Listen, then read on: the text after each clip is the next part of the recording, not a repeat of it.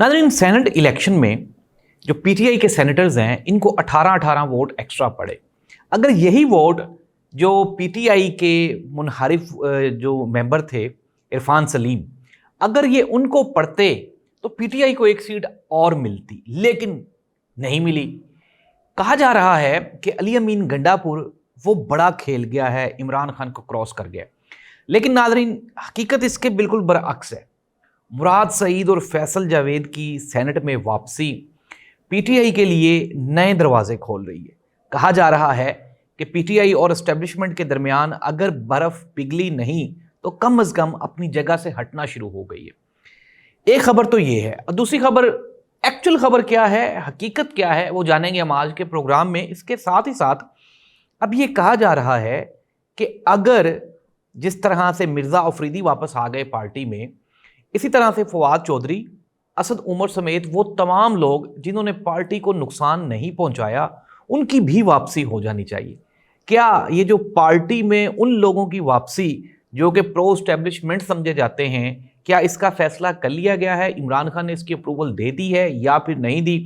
होशरुबा इंकशाफात हैं जो शामिल करेंगे आज के प्रोग्राम में। सबसे बुरी खबर पीटीआई के लिए वो आज ये है कि 30 के करीब लोग एमपीएस पंजाब के, इंक्लूडिंग इनका जो वहाँ पे लीडर ऑफ द अपोजिशन है मलिक अहमद खान बच्चर, उसको भी 10-10 साल कैद की सज़ाएं सुना दी गई हैं। नाज़रीन, 9 मई के केसेस में आप इमेजिन करें कि गवाहान मौजूद नहीं थे, सबूत थे नहीं, लेकिन इसके बावजूद भी जजों ने सज़ाएं सुनाई। कहा जा रहा है कि सुप्रीम कोर्ट ऑफ पाकिस्तान ने ये जो ऑर्डर दिया था कि 4-4 महीनों में केसेस ख़त्म करें, इस वजह से ये सारा ब्लंडर हुआ है। एक्चुअल खबर क्या है, और ये जो 30 सीटें गई हैं पीटीआई की, इसका पीटीआई पे क्या असर पड़ेगा, पाकिस्तान में सियासी मुस्तकबिल क्या होने वाला है। मैं हूं जाहिद अब्बास नकवी और आप देख रहे हैं हमारा सोशल मीडिया चैनल। डिटेल शामिल करेंगे हम आज के प्रोग्राम में। आपसे रिक्वेस्ट है कि हमारा चैनल सब्सक्राइब करें और हमें अपने कमेंट से ज़रूर आगाह करें। पाकिस्तान में सियासी मंजरनामा कैसे तब्दील होने वाला है, आइए जानते हैं इस प्रोग्राम में।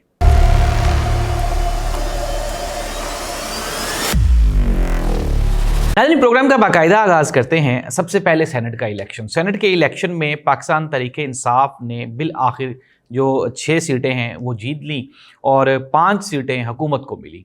कहा जा रहा है कि जो 18-18 वोट एक्स्ट्रा पड़े, अगर वो इरफान सलीम को पढ़ते तो शायद हो सकता है कि पीटीआई का एक सेनेटर एक्स्ट्रा बन जाता।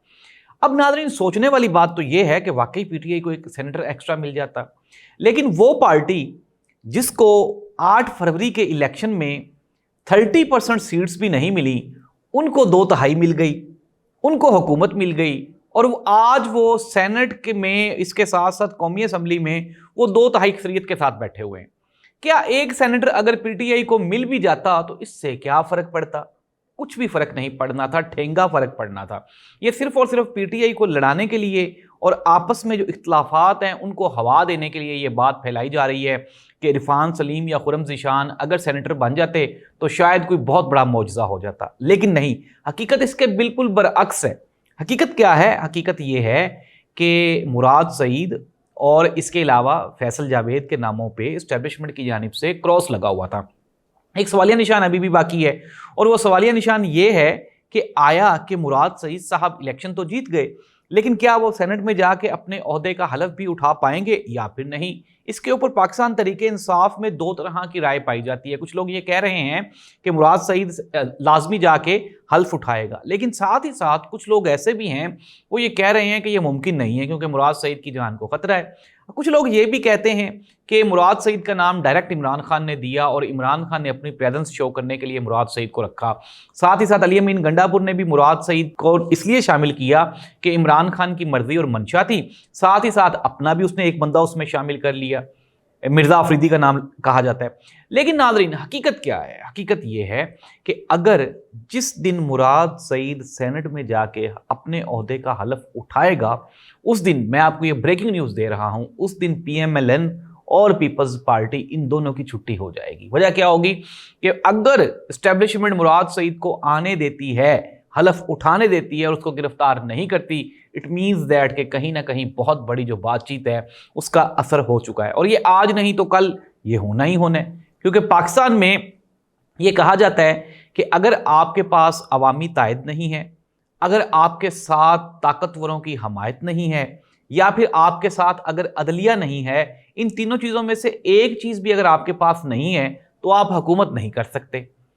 اب جو موجودہ حکومت اس کے پاس تو عوامی پذیرائی بالکل صفر ہے۔ ایسی صورتحال میں اسٹیبلشمنٹ کو ایک ایسی سیاسی جماعت کی ضرورت ہے جو اس کی ضروریات پوری کر سکے، اور پی ٹی آئی بہترین آپشن ہے کیونکہ عوام ان کے ساتھ کھڑی ہے۔ ناظرین، اب ہونے کیا والا ہے؟ ایک خبر تو یہ ہے کہ پی ٹی آئی میں جو ناراض جو ان کے اراکین تھے، جو انحراف کر گئے تھے، جو پارٹی چھوڑ گئے تھے، جنہوں نے پریس کانفرنسز کی تھی، انہوں نے پی ٹی آئی نے ایک آپشن کریٹ کی ہے، اور شوکت یوسف زئی صاحب وہ یہ کہہ رہے ہیں کہ اگر ہم نے مرزا آفریدی کو واپس لے لیا تو ہمیں چاہیے کہ ہم فواد چودھری اور اس کے ساتھ ساتھ جو اسد عمر جیسے محب وطن لوگ ہیں جنہوں نے پارٹی کا کوئی نقصان نہیں کیا، ان کو بھی ہم پارٹی میں واپس لے لیں۔ Let's see that. اب دیکھنا یہ ہوگا کہ کیا مرزا آفریدی کی واپسی سے پی ٹی آئی میں ناراض اراکین کی واپسی ممکن ہو سکتی ہے یا پھر نہیں، یہ ایک سوالیہ نشان ہے۔ ساتھ ہی ساتھ پی ٹی آئی کے لیے ایک بری خبر یہ ہے کہ آج سرگودا کی عدالت نے پی ٹی آئی کے اپروکسیمیٹلی انکلوڈنگ ان کے جو leader of the opposition Malik Ahmad Bachar ہیں، ان کے سمیت 30 لوگوں کو انہوں نے 10-10 سال سزائیں سنا دی۔ اٹ مینز دیٹ کہ اب یہ جو 30 لوگ ہیں، 30 ہیں یا 38 ہیں، اب ان لوگوں کی جو ایم پی اے شپ ہے وہ تو بڑھ گئی۔ یہ 38 سیٹس کا یہ بھی تحفہ جو ہے، 30 سیٹوں کا یہ جو تحفہ ہے، یہ بھی محترمہ مریم نواز صاحبہ کو دے دیا گیا۔ اب پاکستان تحریک انصاف کے 28 لوگوں کے خلاف جو اسپیکر پنجاب اسمبلی ہیں، انہوں نے ایک ریفرنس بھیجا تھا، وہ تو کامیاب نہیں ہوا، لیکن اس طرح سے یہ سیٹیں ویکنٹ ہو گئیں، اور اب یہ جو سیٹیں ان کے اوپر ضمنی انتخابات ہوں گے، اور یہ جو سیٹس ہیں یہ پی ایم ایل این کو دے دی جائیں گی۔ ناظرین، ہونے کیا والا ہے؟ صاف صاف دکھائی دے رہا ہے کہ ایک طرف تو کل یہ کہا گیا پاکستان پیپلز پارٹی کی جانب سے کہ مرکز میں پی ٹی آئی کی حکومت ہونی چاہیے اور پنجاب میں پی ایم ایل این کی حکومت ہونی چاہیے، اس طرح سے نظام جو ہے وہ بہتر انداز میں آگے بڑھ سکتا ہے۔ کیا اس طرح کی کوئی تیاری کی جا رہی ہے کہ مرکز میں پی ٹی آئی کو حکومت دے دی جائے، پنجاب میں پی ایم ایل این کو اتنا مضبوط کر دیا جائے کہ پی ٹی آئی ان کو کچھ نہ کہہ سکے، اور ساتھ ہی ساتھ کے پی کے میں پی ٹی آئی کی گورنمنٹ اور سندھ میں پاکستان پیپلز پارٹی کی گورنمنٹ؟ تو اس طرح سے یہ جو نظام ہے یہ آگے لنگڑا لولا نظام اسی طرح سے یہ چلتا رہے پاکستان میں۔ اب ہم آ جاتے ہیں عمران خان کی مرضی منشا کیا ہے۔ عمران خان نے اگر کسی بھی قسم کی ڈیل کر کے اقتدار میں واپس آنا ہوتا تو عمران خان 3 سال تک اس چیز کا انتظار نہ کرتا، عمران خان کبھی بھی آ سکتا تھا، لیکن اب ہوگا کیا؟ ہونا وہی ہے جو پلان بی ہے۔ کچھ لوگوں کو میری بات بری لگے گی، لیکن حقیقت یہی ہے کہ اس فارمولے کے اوپر کام ہو رہا ہے۔ جس طرح سے میاں نواز شریف صاحب کو سائڈ پہ کر کے میاں شہباز شریف صاحب کو حکومت دے دی گئی، اسی طرح سے عمران خان کو سائڈ پہ کر کے تو عمران خان کے متبادل کے طور پہ کسی کو بھی وزیر اعظم بنا کے تو پی ٹی آئی کو حکومت دینے کی تیاریاں کی جا رہی ہیں۔ یہ بریکنگ نیوز ہے جو کہ میں آپ کو دے رہا ہوں۔ تو ناظرین، یہ تھی پاکستان کی تازہ ترین سیاسی صورتحال۔ پی ٹی آئی کے ایم پی ایز ان کو سزائیں بھی ہو گئیں، وہ نااہل بھی ہوں گے، ان تمام سیٹوں کے اوپر دوبارہ ضمنی انتخابات بھی ہوں گے، لیکن ساتھ ہی ساتھ پی ٹی آئی مرکز میں آہستہ آہستہ مضبوط ہوتی جا رہی ہے۔ مراد سعید کی واپسی، فیصل جاوید کی واپسی اور جو دوسرے ناراض اراکین ہیں ان کی واپسی سے پی ٹی آئی میں ایک نئی طاقت کا آپ کو اضافہ ہوتا ہوا دکھائی دے گا۔ اس دعا کے ساتھ کہ پاکستان میں پولیٹیکل سٹیبلٹی ہو جائے تاکہ پاکستان میں جو عوامی مسائل ہیں ان کے حل کی طرف بھی توجہ دی جا سکے۔ اللہ اس ملک کا حامی ناصر ہو۔ اللہ حافظ۔